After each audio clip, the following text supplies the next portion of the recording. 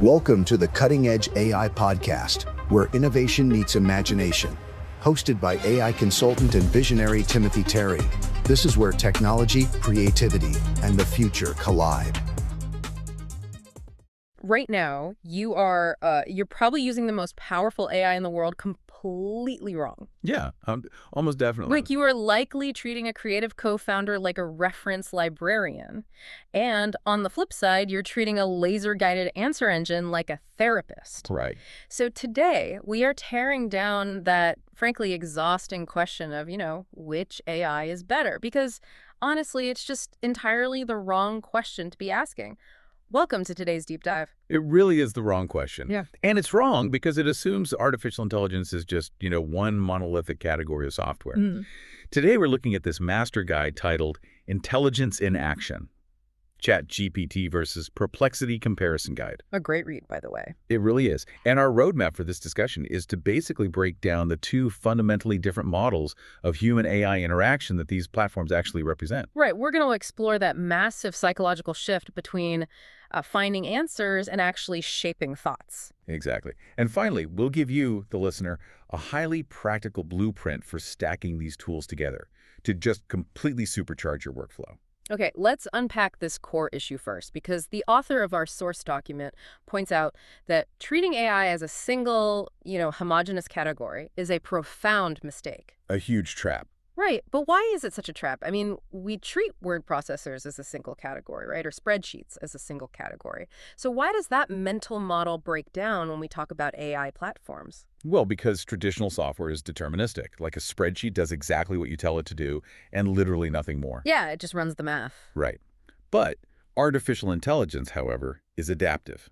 We're moving into this world where different AI systems are best understood not by their underlying code, but by the kind of relationship they create with you, the user. The relationship. I like that. Yeah, and when you project a single monolithic identity onto tools that were built for entirely different purposes, you just end up incredibly frustrated. Oh, totally. Like, you ask a tool that's optimized for deep, conversational discovery to give you a quick factual citation. When it hallucinates. Exactly. It makes something up. Or you ask a tool optimized for rapid factual retrieval to help you brainstorm a creative strategy, and it just feels rigid. It feels completely unhelpful. Right. So we really have to look past the interface. I mean, they both just have a blank text box, which is confusing. It is misleading, yeah. But we have to look at the underlying philosophy of the tool. And if we connect this to the bigger picture, it perfectly illustrates the core thesis of our source material today. If you want to distill this entire complex debate down to just a single principle, it's this. Perplexity helps you get to answers, while ChatGPT helps you get to understanding. Okay, hold on. Let me make sure I actually get this. Sure. So it's like, is it fair to say we are comparing a world-class reference librarian to a tireless creative co-founder? Like, Perplexity is the librarian fetching the exact verified book I need. But ChatGPT is the creative co-founder sitting across the desk, arguing with me about what the book actually means for our business. That is a highly accurate way to frame it, actually. This isn't a feature comparison. Right. If you look at it as just a list of features, like, who has a better mobile app or who generates images faster, you miss the point entirely. It's about your specific mindset in any given moment. Your mindset. Yeah, you have to ask yourself, do I need a machine right now to help me retrieve the world's existing information? Or do I need a machine to help me process the totally disorganized thoughts currently sitting in my own mind? Wow, okay. That distinction, retrieval versus processing, I think that really forces us to look at what happens when you just need zero friction. Exactly. Like, you have a question, you need a fact, and you want absolutely nothing standing between you and that reality. Which brings us perfectly into Perplexity's specific domain. Right. Because Perplexity has a very deliberate identity. It positions itself publicly not as a chatbot, but as an AI-powered answer engine. An answer engine. Right. The entire architecture is focused on providing accurate, trusted, and real-time answers. Okay, so who is that really for? According to the source, the ideal user is someone who values speed, evidence, and directness above all else. So we are talking about researchers, journalists, analysts. Really, anyone doing heavy informational lifting? Exactly. Any professional whose daily mental load involves finding, verifying, checking, citing, and basically just moving quickly. It operates on the assumption that the world already contains the answer. Okay, but let me play devil's advocate here for a second. Go for it. Look, if I want to verify a statistic, I can just do a targeted Boolean search on Google. I mean, I can use quotation marks, I can restrict it to a specific domain, and I can find the source in 10 seconds. Sure. So why do I need a dedicated answer engine to do that? We've had highly advanced search mechanics for, decades. Why does Perplexity feel different? Because a traditional search engine, even with advanced Boolean operators, still just gives you a list of destinations. Yeah, that's true. It hands you a page of links and essentially says, hey, the answer is in here somewhere, you go do the reading. You go dig for it. Right. But Perplexity operates differently. It assumes the answer is out there, but it actively removes the friction of extraction. Imagine you have a 50-page PDF report. Ugh, the worst. Right. Or you're searching across 10 different dense financial articles to find a single conflicting data point about a market trend. Yeah, doing that manually means opening 10 tabs, skimming through all the marketing fluff, and cross-referencing everything yourself. It's exhausting. And Perplexity literally eliminates that step. It uses a process known in the industry as retrieval augmented generation, or RAG. Reg, yeah. It doesn't just return the links, it actually reads them, extracts the semantic meaning, resolves the conflicts between those sources in real time, Wow. and hands you the synthesized conclusion. That's huge. It is. And crucially, it pairs that synthesis with inline footnotes. It does the extraction and the summarization simultaneously, meaning you never actually have to leave the interface to get the value. Okay, that makes total sense. It acts like a laser-guided missile for a specific target. Exactly. But here's the problem. Life and work rarely actually start with a perfectly formed question. Oh, almost never. Right. If I have a target, Perplexity is great. But what if I don't know what I'm searching for? If I want to build a concept from scratch, a laser-guided missile is entirely the wrong tool. Yeah, it will feel far too narrow in those moments. And as the text points out, that isn't a flaw in Perplexity's design. Right. It's just what it is. It's just the necessary result of optimizing for rapid retrieval. Many of our most important tasks do not start with clarity. They start with absolute chaos. Yes. Think about starting a new project. You don't have a clear search query. You might have like a vague gut feeling, a half-baked idea you thought of in the shower, or literally a messy pile of disorganized notes from 3 different meetings. And that is exactly the environment where ChatGPT thrives. This is where it really steps into its role as the thinking partner. The co-founder. Right. The assumption here shifts completely. While Perplexity assumes the answer is out there in the world waiting to be found, ChatGPT often begins with the assumption that the answer does not exist yet. Interesting. It assumes that you and the model are going to construct the answer together. Okay, let's make this real for the listener. Let's say I am a founder and I am staring down a really messy product launch. Okay. I've got notes on pricing over here, I have a few scattered marketing angles over there, and I have technical constraints, all just sitting in a massive, messy document. How does ChatGPT handle that differently than an answer engine would? Well, because of its conversational stamina and its generative nature, ChatGPT can actually hold the context of that mess. It doesn't get overwhelmed. No, you can paste in all those disparate notes and tell it, look, I need to launch this in Q3. Here are my budget constraints. Make sense of this. Right. Its true power lies in its ability to stay with the line of thought long enough to develop it. It will organize the raw chaos into a clean structure. That is so valuable. And then you can test angles. You can ask it to simulate objections a customer might have to your pricing model and literally role-play that conversation before you ever build the marketing campaign. The guide actually uses a phrase I really want to highlight here, which is the brain dump. Oh yeah, such a great concept. Right. So what does this all mean? For anyone whose job requires creating something from nothing, the ability to just unload raw, unfiltered thoughts and let the AI sort them out is a total game changer. Absolutely. It's the difference between staying stuck, staring at a blank page, and actually gaining immediate momentum. You let the AI take the messy intuition and just, give it a functional framework. That concept of momentum is vital. When you are looking to get unstuck, you need a system that can handle ambiguity and iterate on it without needing a perfect prompt. Okay, so doing a brain dump sounds great in theory. Sure. But honestly, if I'm staring at a blank screen, typing out all my chaotic, half-formed thoughts still feels like work. It is work. There is still a massive amount of cognitive friction between my brain and the keyboard. If I'm tired or overwhelmed, I am probably not going to sit there and type out a stream of consciousness monologue. Which is exactly why text is often the wrong medium for that specific phase of work. Exactly. To truly remove that friction, you have to use voice.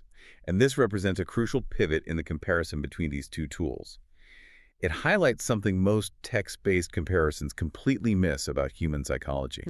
Voice turns software into a presence. Yes. And here is where it gets really interesting for anyone trying to optimize how they work. ChatGPT offers 9 distinct, remarkably lifelike output voices. They're incredibly realistic. They really are. You can choose from arbor, breeze, cove, ember, juniper, maple, saul, spruce, and vale. Right. But from a strict productivity standpoint, why does having 9 different personalities to choose from actually matter? Like, why isn't a single, clear robotic voice enough? What's fascinating here is how the nuance of voice changes the emotional experience of the tool, which directly alters your behavior. How so? Well, choice creates a sense of psychological fit.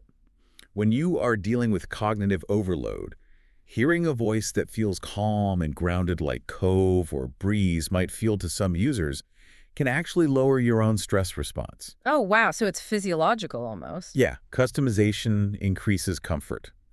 When you are comfortable, you speak more naturally, you share riskier, less polished ideas, and you treat the AI less like a database and more like a collaborator. It fundamentally changes the relationship. It transforms the AI from just a utility into a daily conversational companion. Right. If the platform becomes the space where you feel comfortable thinking out loud while walking your dog or working through a creative block while pacing your office, it becomes integrated into your life in a way that a pure retrieval tool simply doesn't. To be completely fair to the source document, though, it does point out that Perplexity also has voice features. That's true. Yeah, they've improved their noise cancellation, and they offer natural voices on their iOS and Android apps, so we can't act like they are just ignoring voice entirely. No, their voice capabilities are very real. But the source highlights a critical distinction in how those capabilities are framed, designed, and ultimately experienced by you. So what is the difference in the underlying philosophy of the voice? Based on the architecture and public positioning, Perplexity's voice feature feels like a control surface for an assistant. A control surface. Right. You are using your voice to command the system to complete a task, pull a statistic, or get a quick answer without having to type. It's highly practical and utilitarian. ChatGPT's voice, conversely, with its deep focus on conversational presence, pacing, and emotional customization, feels like a relationship layer. A control surface versus a relationship layer. I love that. Yeah. It's like one is like using a walkie-talkie to bark orders at a researcher in another room, and the other is like sitting across a coffee table from a colleague, just batting ideas back and forth. And that subtle emotional difference completely dictates the kinds of problems you bring to each platform. You are going to bring very different challenges to a tactical walkie-talkie than you are to a collaborative coffee table discussion.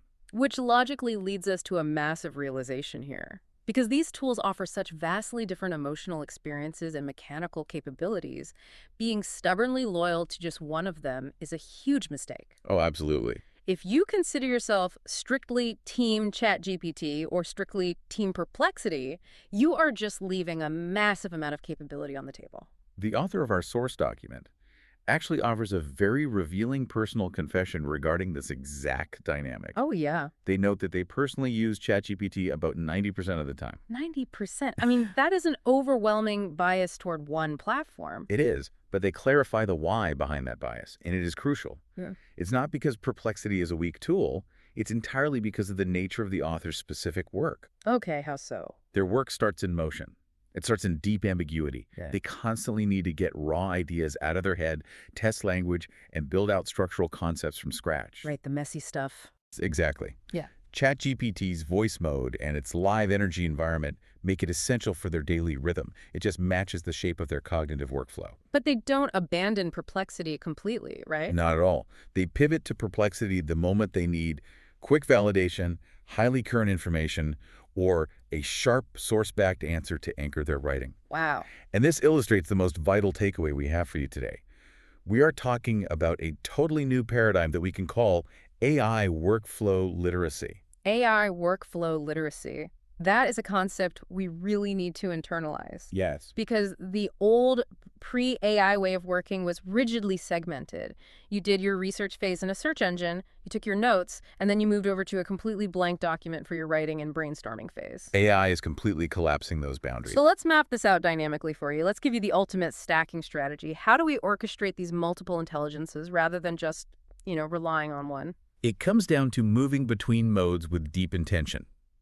You use one tool to produce the direction and the other to pressure test it. Let's walk through the actual handoff. So you start with ChatGPT. Right. You use it to explore that messy initial idea. You pull up voice mode, you pace around your living room, and you just do a massive brain dump. You tell it your constraints, you rehearse your arguments, and you let it process the ambiguity to generate a structured outline or draft. Then you intentionally switch contexts. Okay. You take the core claims, the statistics, or the historical references that ChatGPT had generated in that draft, and you bring them straight to Perplexity. The laser-guided missile. Exactly. You use Perplexity to verify those specific claims. You ask it to source the data, research the latest developments on that exact topic, and compare your generated ideas against current real-world information. Right. You ensure you aren't building a campaign or a project on hallucinated data by anchoring it with cited references. It is an incredible 1-2 punch. You are using ChatGPT as the engine of creation and Perplexity as the anchor of reality. Precisely. And for you listening, this is where your modern advantage lies. The future doesn't belong to the person who just casually types questions into a single chatbot. Yeah, that doesn't. The future belongs to the person who knows exactly which form of intelligence support they need at each specific stage of their cognitive process. It is entirely about orchestrating specialized assistants. The most advanced users are not picking favorites or engaging in platform tribalism. They are matching the specific tool to the specific mental job at hand. We have covered a massive amount of ground today. We really have. We started by tearing down the idea that AI is just one big monolith. We explored the deep, fundamental differences between a lightning-fast answer engine that retrieves and synthesizes facts and a conversational thinking partner that helps you construct and understand your own mind. We looked at how voice completely shifts the emotional dynamic from a simple control surface to a relationship layer. And finally, we walked through the ultimate workflow learning to stack these tools, using one to ideate and the other to validate. It really represents a complete reimagining of how we process information, handle cognitive load, and ultimately create value.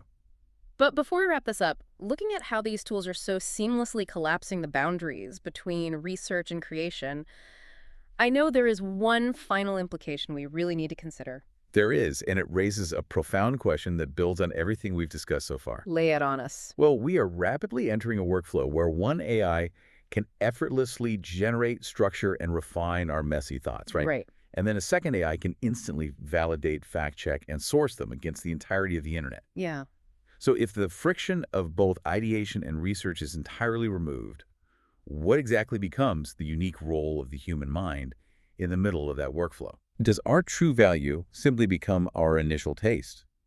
Or is our only real contribution just that original, messy spark of intuition we bring to the machine in the very beginning? That original messy spark, that is something to seriously think about the next time you open up a blank prompt box. Thank you so much for joining us on this deep dive today. We really encourage you to try stacking these tools on your very next project.